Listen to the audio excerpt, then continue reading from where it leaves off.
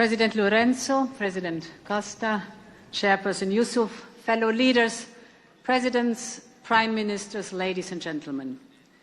The last time we met in this format was mid-February 2022, just after a global pandemic and just before the war returned to Europe and before global politics became much more competitive and transactional. Since then, our world has changed profoundly. Global trade is more politicized than ever. Tariffs and trade barriers are being wielded aggressively. Export controls have become a tool to damage competitors and extract concessions. Global overcapacity in certain strategic fields has reached an all-time high. This is harming industries on both our continents, with consequences felt deep inside our societies. In this new reality, Africa and Europe are called to answer the very same questions. How can we create good jobs for our people? How can we deliver on the aspiration of our youth? How can we de-risk and diversify our economies? How can we break free from unsustainable dependencies while ensuring access to capital, resources, and technologies we need? Excellencies, fellow leaders, I believe that many of the answers lie in our partnership. In a more confrontational global economy, Africa and Europe need each other more than ever before. And this is what brings us here to Luanda. Today we can look back on the progress achieved since our last summit, but more importantly, we will look forward to new opportunities to work together. As old friends, but also as trading partners, investment partners, business partners, we want Africa and Europe to be partners of choice. Excellencies, fellow leaders, in a world of trade conflicts, a closer partnership between us begins with trade itself. Europe is already your first trading partner by far. 1/3 of Africa's total trade is with Europe. And Africa exports to Europe more than twice as much as to China, for example. Most of our trade has been duty-free and quota-free already for decades, thanks to our free trade deals and preference schemes, but I see room to expand our trade relationship even further. Right across the continent, we are building new infrastructure together to connect Africa and Europe. From ports to pipelines, the list is long. But take the Lobito corridor. You all know this ambitious project to bring critical minerals from Zambia and DRC to global markets. But it is much more than that. As we launched the corridor, we also started working with farmers right here in Angola. European companies provided training. They helped local companies align with European standards and expand their export capacity. And this week we can celebrate that the very first shipment of Angolan avocados will leave Lobito bound to Europe. This is how we can make global trade a driver of local growth. And while we connect Africa to global markets, we are also supporting trade within your continent. I think this is the best way for African companies to scale up and prepare for global competition. With this summit, we are announcing more support to the African Continental Free Trade Area. And the message is clear. Even and especially in these times of global tensions, we believe in the power of trade because it delivers for our people and it delivers for our economies.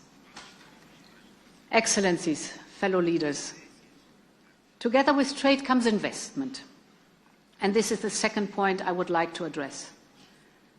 At our summit 3 years ago, I presented our new Global Gateway agenda, and you just referred to it.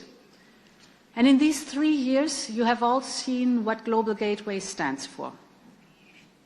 It is more than an investment and infrastructure development program.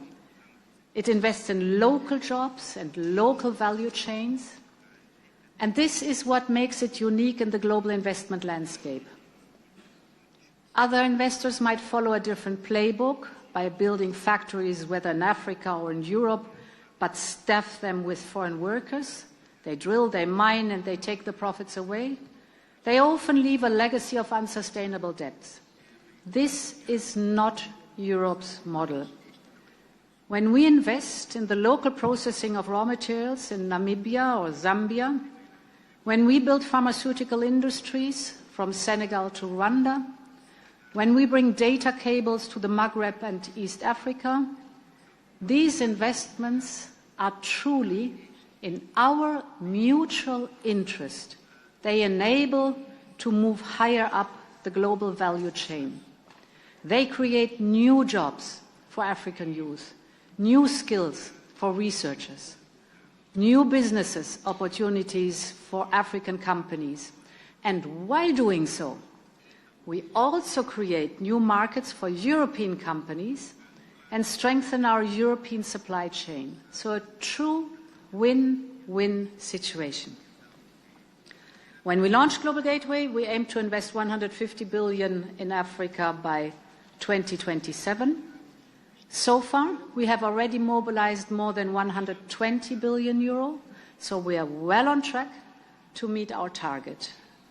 And at a time when major investors are rethinking their global engagement, Europe is very clear. Our commitment to Africa is here to stay.